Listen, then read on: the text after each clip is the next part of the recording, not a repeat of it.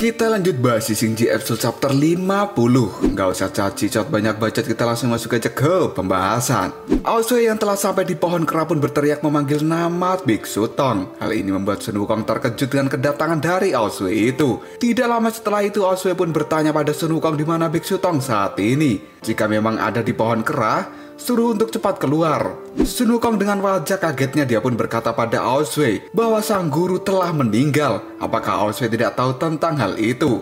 Awalnya Aosue kaget dengan ucapan dari Sun Wukong. Setelah itu Aosue pun tertawa dan menyuruh Sun Wukong untuk tidak bercanda. Sun Wukong pun menegaskan bahwa dirinya serius dan tidak sedang bercanda saat ini. Aosue malah mengatakan bahwa bercandanya Sun Wukong ini sungguh tidak asik dan itu sangat kelewatan. Aosue kemudian kembali berteriak dengan suara yang keras bahwa tidak seharusnya Biksu Tong berkompromi dengan para monster ini, kemudian mengatakan bahwa dirinya telah meninggal. Aosue pun menganggap bahwa Biksu Tong pada saat ini sedang ingin bermain-main dengan dirinya. Tiba-tiba saja Putri Tengkorak Putih pun muncul dan berkata bahwa Biksu Tong memang telah meninggal.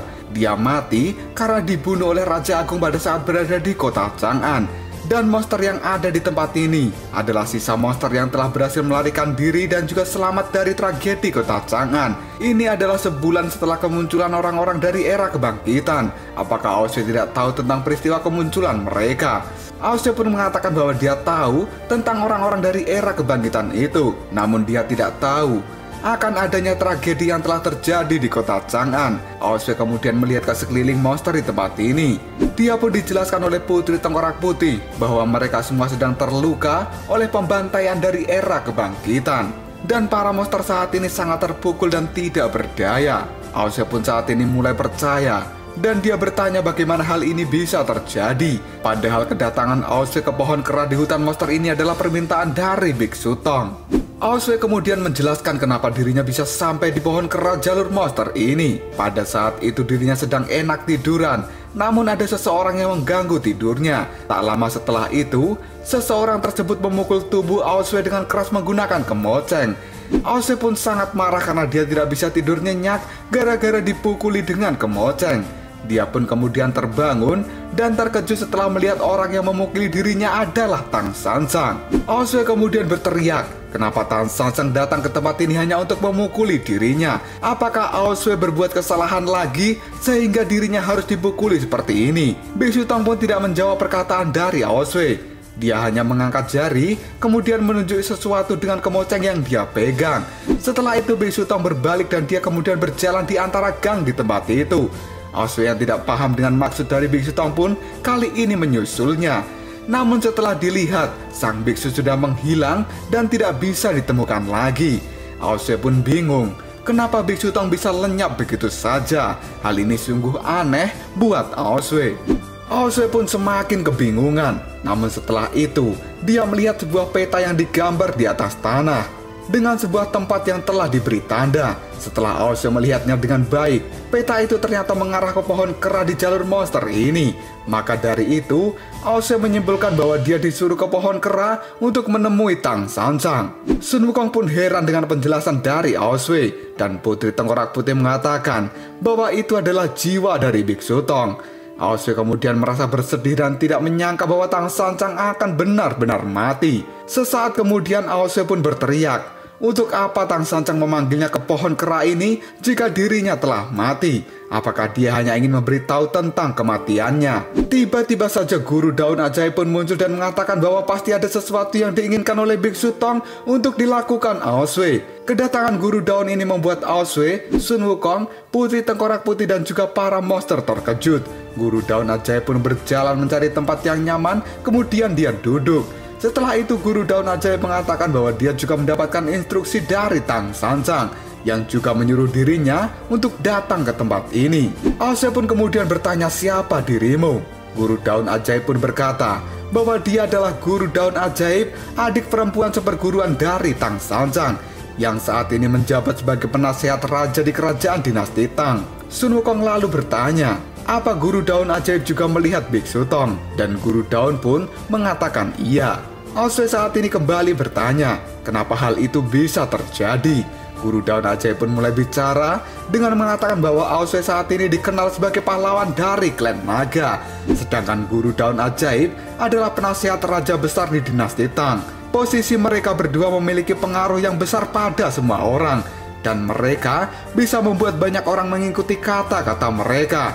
Maka dari itu, kemungkinan kemunculan jiwa Biksu Tang ini adalah agar mereka berdua mulai melakukan sesuatu yang dimulai dari kalangan bawah, yaitu untuk membalikan kepercayaan semua orang di dunia ini pada era kebangkitan, supaya orang-orang itu tidak ada lagi yang percaya dengan Raja Agung maupun era kebangkitan. Aosway pun terlihat sangat serius, dan dia tidak menyangka bahwa dirinya saat ini harus mendapatkan tugas yang sama sekali tidak dia sukai.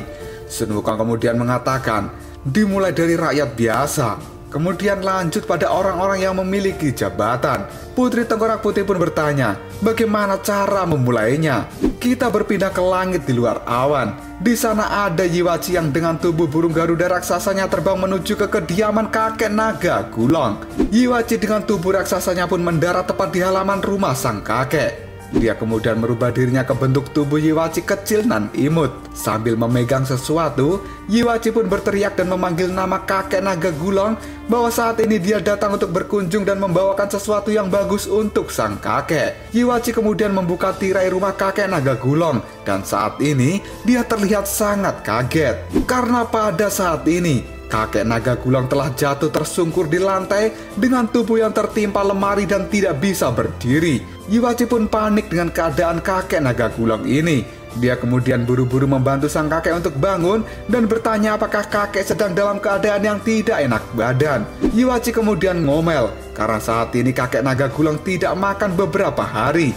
Yiwachi kemudian mengambilkan air minum dan dia memberikan pada sang kakek. Kakek naga Gulong pun tersedak oleh minuman itu. Dia kemudian marah dan membuang mangkok minuman yang dipegang oleh Yiwachi. Bahkan Yiwachi juga terpental karena hentakan tangan dari sang kakek. Yiwachi pun menjadi sangat sedih dan dia berkata bahwa saat ini keadaan kakek sedang lemah. Jika dia tidak mau makan ataupun minum, maka kakek naga bisa meninggal. Kakek naga Gulong kemudian berusaha untuk berdiri dengan tubuhnya yang agak gemetar. Dia kemudian berteriak, apa urusanmu? Kamu sudah berbulan-bulan tidak datang ke sini untuk mengunjungi diriku. Kamu tidak perlu berpura-pura khawatir saat ini. Kamu datang hanya untuk melihat kematianku, bukan? Kakek naga pun sangat marah dan dia berteriak menyuruh Yiwachi untuk segera pergi dari tempat ini. Karena sekarang kakek naga Gulong tidak membutuhkan kepedulian dari Yiwachi. Kata-kata kakek naga Gulong itu membuat si gadis burung sangat bersedih dan dia pun menangis dengan keras kemudian berteriak, cukup. Alasan Yiwachi tidak berkunjung selama berbulan-bulan adalah karena dia bepergian dan terbang kemana-mana untuk mencarikan makan yang enak bagi sang kakek. Namun setelah datang ke tempat ini, dia malah dimarahi. Kakek naga Gulong pun saat ini meredam emosinya dan dia bertanya, memangnya makanan apa yang kamu carikan untukku? Yiwachi pun menjawabnya bahwa dia mencarikan jenis buah yang baru. Kakek naga pun bertanya buah apa dan kemudian menyuruh Yiwachi untuk memperlihatkan padanya.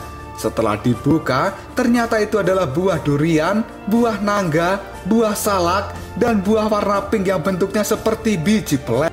Bang Sob gak tahu namanya buah apa itu. Sang kakek pun mencoba memakannya dan Yiwachi bertanya apakah rasanya enak karena ini adalah buah yang hanya bisa ditemukan di sebuah pulau kecil di sebelah selatan dan hanya bisa dipanen saat bulan Juli dan Agustus.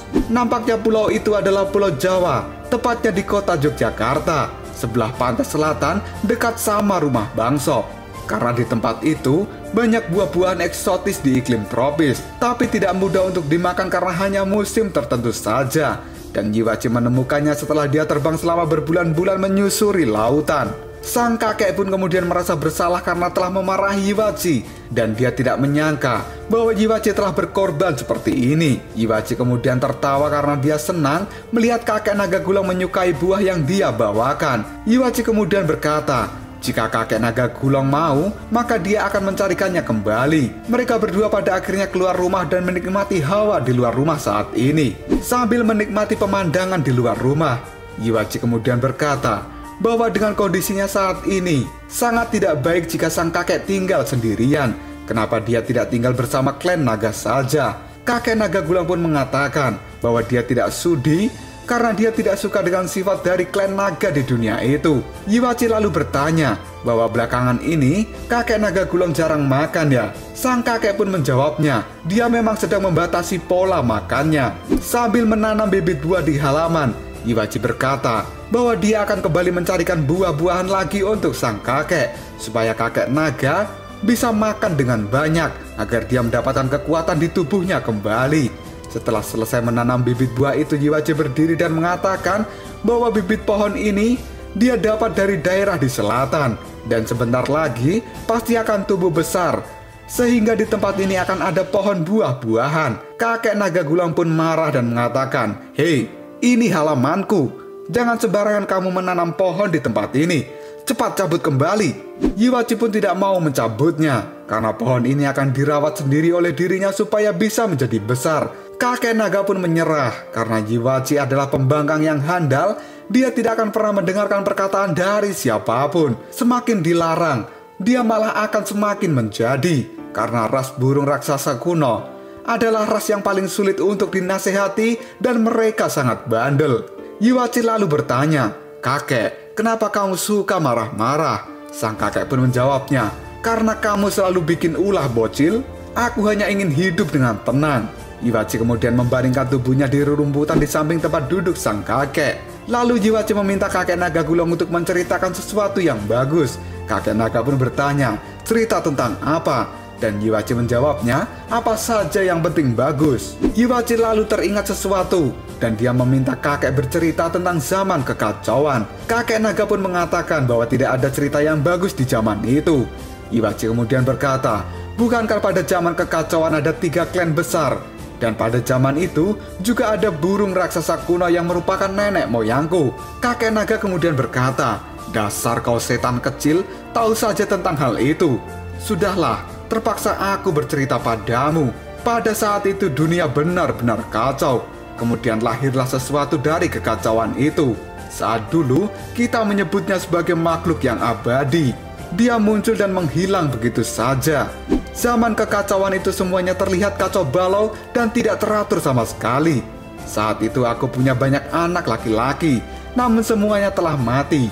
Yiwachi lalu mengatakan, "Ternyata kamu memiliki keturunan laki-laki ya kakek. Lalu apa yang terjadi pada mereka?" Sambil tersenyum, kakek naga gulang pun berkata, "Sudahlah, biarkan masa lalu tetap menjadi masa lalu." Tiba-tiba saja mata dari kakek naga gulang saat ini terlihat sangat tajam. Dan dia kemudian berkata, "Tapi terkadang masa lalu akan datang ke dunia ini lagi." Setelah itu cahaya hitam merah pun muncul di hadapan kakek naga gulang dan juga Yiwachi. Hal ini membuat Yiwachi sangat kaget dengan siapa yang muncul tiba-tiba di tempat ini. Yiwachi pun berteriak, "Kakek, apa itu?" Dan kakek naga gulang sambil tersenyum dia berkata bahwa nampaknya teman dari masa lalu di zaman kekacauan telah datang. Tidak lama kemudian, dari cahaya hitam itu muncul seekor kuda putih bertanduk, yang ternyata itu adalah Sang Raja Agung. Raja Agung pun terbang dan mendarat di hadapan kakek naga gulung. Dia kemudian menyapa sang kakek, "Halo Gulung, si leluhur bangsa naga. Apakah kamu masih ingat denganku?" Tatapan dari kakek naga gulung pun kembali menajam dan dia mengatakan, "Raja Agung, ada apa kamu datang ke tempat ini? Apakah kamu ingin aku mengubur dirimu dengan tanganku seperti yang pernah kulakukan di masa lalu?" Raja Agung pun terlihat santai dan dia mulai mengatakan, "Hei Gulung, ada apa dengan dirimu itu? Kenapa kamu sekarang berubah menjadi orang tua yang sangat jahat? Aku kecewa dengan kondisimu saat ini." Yiwachi kemudian berkata, "Hati-hati kau orang asing, nanti kamu bisa dimakan sama kakekku." Kakek naga gulung yang mendengar perkataan dari Yiwachi pun kemudian menyuruhnya untuk diam dan pergi saja dari tempat ini. Yiwachi sangat kaget kenapa kakek naga gulung tiba-tiba malah mengusir dirinya. Kakek naga pun kembali berkata, "Pergilah dari tempat ini. Jangan pernah kamu tinggal di sini lagi." Yiwachi lalu menimpali, "Kakek, apakah orang itu akan membuat masalah denganmu? Aku akan membantumu." Kakek naga pun semakin emosi karena Yiwachi tidak mau pergi dari tempat ini dan malah mengatakan bahwa dia akan membantunya. Yiwachi lalu berteriak, "Kakek, kamu jangan meremehkanku. Aku adalah spesies burung Garuda raksasa kuno. Kekuatanku sangat besar jika aku menggunakan tubuh raksasaku." Kakek naga gulung tiba-tiba memukul Yiwachi dengan keras menggunakan tongkatnya sambil berkata, bahwa ini bukan soal tubuh raksasa ataupun kekuatan Garuda yang besar. Iwachi pun saat ini terpental akibat pukulan dari kakek naga itu. Dia kemudian berteriak, "Kakek, kenapa kamu malah memukulku?" Kakek naga Gulang pun menjawab, "Karena kamu sangat suka melawan perintahku. Jika kamu tidak pergi, maka aku akan memakanmu. Kamu mau tahu kan kenapa anak-anakku meninggal? Mereka semua mati karena aku yang memakannya. Bahkan aku juga sangat suka memakan burung Garuda sepertimu. Nenek moyangmu si Garuda raksasa kuno itu, mereka semua mati karena aku yang memakannya. Pada saat itu mereka aku jadikan cemilan, dan aku merawatmu hanya untuk aku jadikan mainan. Kamu pikir kamu itu siapa, Iwachi? Jangan kamu menganggap aku sebagai kerabatmu. Karena itu adalah sebuah lelucon yang sangat konyol. Pergilah kau dari tempat ini. Kamu bukan saudaraku, dan kamu bukan cucuku. Kita tidak memiliki hubungan apapun." Iwachi pun sangat sedih dengan perkataan dari kakek naga Gulang itu. Dia pun menangis dan kemudian berlari meninggalkan sang kakek. Dengan wajah yang sedih bercampur dengan marah, Iwachi benar-benar pergi meninggalkan kakek naga Gulang. Sang kakek kemudian berkata dengan lirih, "Maafkan aku. Kuharap kamu tidak kembali lagi ke tempat ini." Raja Agung yang melihat Iwachi pergi pun mengatakan dirinya tidak menyangka bahwa spesies Garuda raksasa kuno ternyata masih ada yang tersisa di dunia ini. Dan sepertinya kakek naga Gulang sangat perhatian dengan si gadis burung itu. Hal ini membuat Raja Agung menjadi sangat terkejut. Kakek naga kemudian mengatakan bahwa dia tidak peduli sedikit pun dengan Iwachi. Kakek naga kemudian bertanya, "Ada urusan apa kamu ke tempat ini? Jika tidak ada hal yang penting, silakan kamu pergi saja." Raja Agung pun dengan belak-belakan dia mengatakan bahwa kedatangannya ke tempat ini adalah untuk membunuh kakek naga Gulang. Karena setelah moyang dari para naga yang kuat itu mati, maka Raja Agung akan bisa membangun otoritas sejati untuk dirinya sendiri. Kakek naga pun terlihat sangat kaget, karena pada saat ini banyak mata kebangkitan muncul karena telah dipanggil oleh Raja Agung. Kakek naga pun berkata, "Raja Agung, kamu punya mainan baru ya? Sepertinya ini adalah trik transfer energi. Apakah kamu sudah memiliki cara baru untuk bertarung saat ini?" Raja Agung pun mengatakan, ternyata wawasan kakek naga Gulang masih sangat luas dan belum memudar sama sekali, sehingga dia bisa dengan mudah menebak kegunaan dari mata kebangkitan. Raja Agung kemudian berkata bahwa setiap mata kebangkitan ini berisi keinginan dari dirinya, dan mereka bisa menyampaikan pesan sekaligus mengumpulkan kekuatan untuk Raja Agung. Dan pada saat ini, kemunculan mata kebangkitan di tempat ini adalah sebagai kamera yang akan mengirimkan video live streaming pada bangsa naga yang ada di dunia, agar para naga itu bisa menyaksikan kematian moyang mereka secara langsung dengan mata kepala mereka sendiri. Para naga di dunia pun melihat ke arah mata kebangkitan, karena pada saat ini mata kebangkitan telah terbuka. Mereka pun bingung dengan apa yang akan terjadi selanjutnya. Mata kebangkitan lalu mengeluarkan suara, "Hei kalian bangsa naga, lihatlah baik-baik. Aku akan mengirimkan pesan yang penting pada kalian semua untuk menggulingkan dunia yang lama. Aku Raja Agung memutuskan untuk bertarung secara pribadi, dan target pertamaku adalah bangsa naga. Selama moyang kalian yang merupakan simbol keyakinan kalian ini mati, maka orang-orang dari bangsa naga pasti akan tunduk pada era kebangkitan." Para naga pun kaget setelah Raja Agung menyebut moyang para naga. Aobing kemudian keluar dari dalam istana dan dia melihat ke mata kebangkitan lalu mengatakan bahwa Raja Agung saat ini akan melawan naga kuno. Aobing kemudian bertanya pada Aoling, apakah kakek naga itu adalah naga kuno yang diceritakan oleh Aoling sebelumnya, yang selama ini telah hidup di langit luar awan. Aoling pun menjawabnya, "Iya, karena itu memang kakek naga Gulang leluhur bangsa naga." Kakek naga Gulang pun pada saat ini marah dan bertanya, apakah Raja Agung akan membunuh dirinya di hadapan para ras naga? Itu benar-benar ide yang brilian. Sang kakek kembali berkata, "Jika kamu kalah, bukankah itu akan membuat dirimu malu?"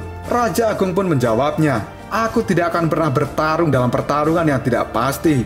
Gulang, kamu memang lawan yang menakutkan di zaman kekacauan. Namun lihatlah dirimu saat ini. Kamu hanyalah orang tua yang cacat dan lemah.